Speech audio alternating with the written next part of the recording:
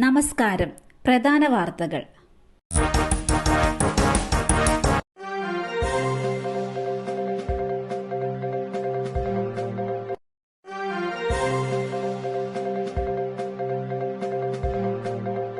ദില്ലി മുഖ്യമന്ത്രിയായി അതിഷി സത്യപ്രതിജ്ഞ ചെയ്തു. ദില്ലി മുഖ്യമന്ത്രിയായി അതിഷി മർലേന സത്യപ്രതിജ്ഞ ചെയ്തു. അരവിന്ദ് കെജ്രിവാൾ അടക്കം പങ്കെടുത്ത ചടങ്ങിൽ ലഫ്റ്റനന്റ് ഗവർണർ വി.കെ. സക്സേന സത്യവാചകം ചൊല്ലിക്കൊടുത്തു. ദൈവനാമത്തിലായിരുന്നു ദില്ലിയുടെ പുതിയ മുഖ്യമന്ത്രിയുടെ സത്യപ്രതിജ്ഞ. ദില്ലിയിൽ മുഖ്യമന്ത്രി പദത്തിലെത്തുന്ന മൂന്നാമത്തെ സ്ത്രീയാണ് അതിഷി. അരവിന്ദ് കെജ്രിവാൾ രാജിവെച്ചതിനെ തുടർന്നാണ് അതിഷി മുഖ്യമന്ത്രി സ്ഥാനത്തേക്ക് എത്തിയത്. ദില്ലി രാജ്നിവാസിലാണ് ചടങ്ങ് നടന്നത്.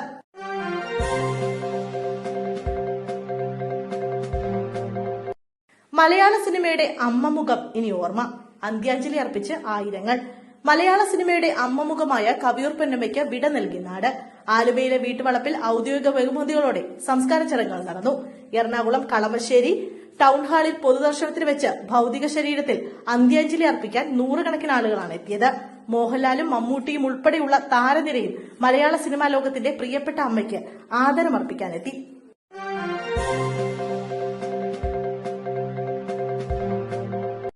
മുതിർന്ന CPM നേതാവ് MM ലോറൻസ് അന്തരിച്ചു. 95 വയസ്സായിരുന്നു. വാർദ്ധക്യ സഹജമായ അസുഖങ്ങളെ തുടർന്ന് ചികിത്സയിലിരിക്കെയാണ് അന്ത്യം. CPM കേന്ദ്ര കമ്മിറ്റി സംസ്ഥാന സെക്രട്ടേറിയറ്റ് അംഗം, എറണാകുളം ജില്ലാ സെക്രട്ടറി, ഇടതുമുന്നണി കൺവീനർ, CITU സംസ്ഥാന ജനറൽ സെക്രട്ടറി, 1980 മുതൽ 84 വരെ ഇടുക്കിയിൽ നിന്നുള്ള ലോക്സഭാംഗം എന്നീ നിലകളിൽ പ്രവർത്തിച്ചിട്ടുണ്ട്.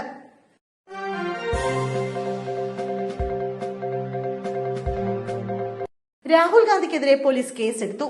ലോക്സഭാ പ്രതിപക്ഷ നേതാവ് രാഹുൽ ഗാന്ധിക്കെതിരെ കേസെടുത്ത പോലീസ് US സന്ദർശനത്തിനിടെ നടത്തിയ പരാമർശം സിഖ് വികാരം വ്രണപ്പെടുത്തിയെന്ന പരാതിയുടെ അടിസ്ഥാനത്തിലാണ് കേസ്.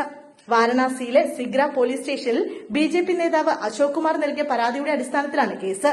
സിഖ് വികാരം വ്രണപ്പെടുത്തുന്ന പരാമർശങ്ങൾ നടത്തി രാജ്യത്തിന്റെ അഖണ്ഡത തകർക്കാനാണ് രാഹുൽ ഗാന്ധി ശ്രമിക്കുന്നതെന്ന് അശോക് കുമാർ ആരോപിച്ചു.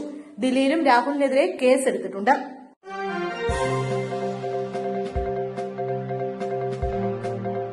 ഭർത്താവുമായി പിണങ്ങിക്കഴിഞ്ഞിരുന്ന യുവതിയെ കുളിമുറിയിൽ തൂങ്ങി മരിച്ച നിലയിൽ കണ്ടെത്തി. ഭർത്താവുമായി പിണങ്ങിക്കഴിഞ്ഞിരുന്ന യുവതിയെ സ്വന്തം വീട്ടിലെ കുളിമുറിയിൽ തൂങ്ങി മരിച്ച നിലയിൽ കണ്ടെത്തി. വെള്ളറട മൈലച്ചൽ സൂര്യഭവനിൽ സുരേഷിന്റെയും ബിന്ദുവിന്റെയും മകൾ സൂര്യയാണ് മരിച്ചത്. 25 വയസ്സായിരുന്നു. വെള്ളറട സ്വദേശിയായ വിഷ്ണുവുമായി 2 വർഷത്തിനു മുമ്പാണ് സൂര്യയുടെ വിവാഹം നടന്നത്. 6 മാസമായി ഇരുവരും പിണക്കത്തിലാണ്. കുടുംബ കോടതിയിൽ കേസും നടന്നുവരുന്നു. ആര്യങ്കോട് പോലീസ് കേസെടുത്തു.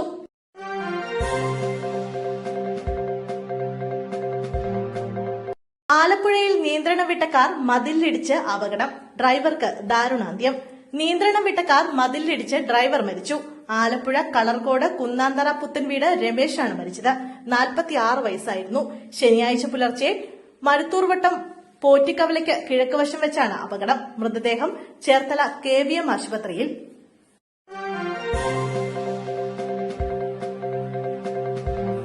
ഗംഗാവലിയിൽ കണ്ടെത്തിയത് അർജുന്റെ വാഹനത്തിന്റെ ടയറുകളല്ല. സ്ഥിരീകരണം. ശിരൂരിൽ ഗംഗാവലി പുഴയിലെ അടിത്തട്ടിൽ നിന്നും കണ്ടെത്തിയ ക്യാബിനും ടയറുകളും അർജുന്റെ വാഹനത്തിന്റേതല്ലെന്ന് സ്ഥിരീകരിച്ച ലോറി ഉടമ മനാഫ്. കണ്ടെടുത്ത ടയർ പഴയൊരു ലോറിയുടേതാണെന്നും മനാഫ് പറഞ്ഞു. അർജുന്റെ ലോറിയുടെ താഴെയുള്ള നിറം കറുപ്പാണെന്നാണ് മനാഫ് പറയുന്നത്. ഇതേ തുടർന്ന് പ്രാദേശിക മുങ്ങൽ വിദഗ്ധൻ ഈശ്വർ മാൽപേ ഇന്നത്തെ തിരച്ചിൽ അവസാനിപ്പിച്ചു. നാളെയും തിരച്ചിൽ തുടരുമെന്ന് മാൽപേ അറിയിച്ചു. ശിരൂരിൽ കാണാതായ മലയാളി ലോറി ഡ്രൈവർ അർജുൻ അടക്കം 3 പേരെ കണ്ടെത്താനുള്ള തെരച്ചിൽ 2 പോയിന്റുകളിലാണ് ഇന്ന് പരിശോധന നടത്തിയത്. ഈശ്വർ മൽപേ ഗംഗാവലി പുഴയിൽ ഇറങ്ങി നടത്തിയ പരിശോധനയിൽ ആദ്യത്തെ പോയിന്റിൽ നിന്നാണ് ടാങ്കറിന്റെ 2 ടയറുകളും ആക്സിലേറ്ററും കണ്ടെത്തിയത്. 2ാം പോയിന്റിൽ നിന്നാണ് ടാങ്കറിന്റെ ക്യാബിൻ കണ്ടെത്തിയത്. ലഭിച്ച ടയറിന്റെ നിറം ഓറഞ്ച് കളറാണെന്നും എന്നാൽ അർജുന്റെ വാഹനത്തിന്റേത് കറുപ്പ് നിറമാണെന്നും മനാഫ് വ്യക്തമാക്കി.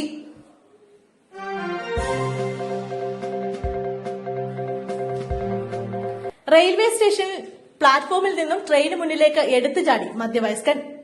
ആലപ്പുഴ ഹരിപ്പാട് മധ്യവയസ്കൻ ട്രെയിനിന് മുന്നിൽ ചാടി മരിച്ചു. ഇന്ന് വൈകിട്ട് 3 മണിക്ക് ഹരിപ്പാട് റെയിൽവേ സ്റ്റേഷനിലാണ് സംഭവമുണ്ടായത്. ഹരിപ്പാട് റെയിൽവേ സ്റ്റേഷനിലെ പ്ലാറ്റ്ഫോമിൽ വിശ്രമിക്കുകയായിരുന്ന മധ്യവയസ്കനാണ് ജീവനൊടുക്കിയത്. പ്ലാറ്റ്ഫോമിലൂടെ ട്രെയിൻ കടന്നുപോകുന്നതിനിടെ പെട്ടെന്ന് മുന്നിലേക്ക് ചാടുകയായിരുന്നു. പോർബന്ദർ കൊച്ചുവേളി എക്സ്പ്രസ് ട്രെയിനിന് മുന്നിലേക്കാണ് ചാടിയത്. മരിച്ചയാളെ തിരിച്ചറിഞ്ഞിട്ടില്ല. ഹരിപ്പാട് പോലീസ് സ്ഥലത്തെത്തി തുടർ നടപടി സ്വീകരിച്ചു. ഇൻക്വസ്റ്റ് നടപടികൾക്ക് ശേഷം മൃതദേഹം താലൂക്ക് ആശുപത്രി മോർച്ചറിയിലേക്ക് മാറ്റി. മരിച്ചയാളെ കണ്ടെത്താൻ പോലീസ് അന്വേഷണം ആരംഭിച്ചു.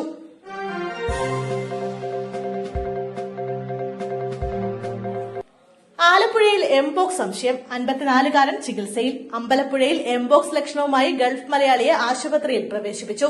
54കാരനെയാണ് രോഗലക്ഷണങ്ങളുമായി ശനിയാഴ്ച ഉച്ചയോടെ ആലപ്പുഴ മെഡിക്കൽ കോളേജ് ആശുപത്രിയിൽ പ്രവേശിപ്പിച്ചത്. ഇദ്ദേഹത്തെ പകർച്ചവ്യാധി ഐസൊലേഷൻ വാർഡിൽ പ്രവേശിപ്പിച്ചു. സാമ്പിളുകൾ വൈറോളജി ലാബിൽ പരിശോധനയ്ക്കായി അയച്ചിട്ടുണ്ട്.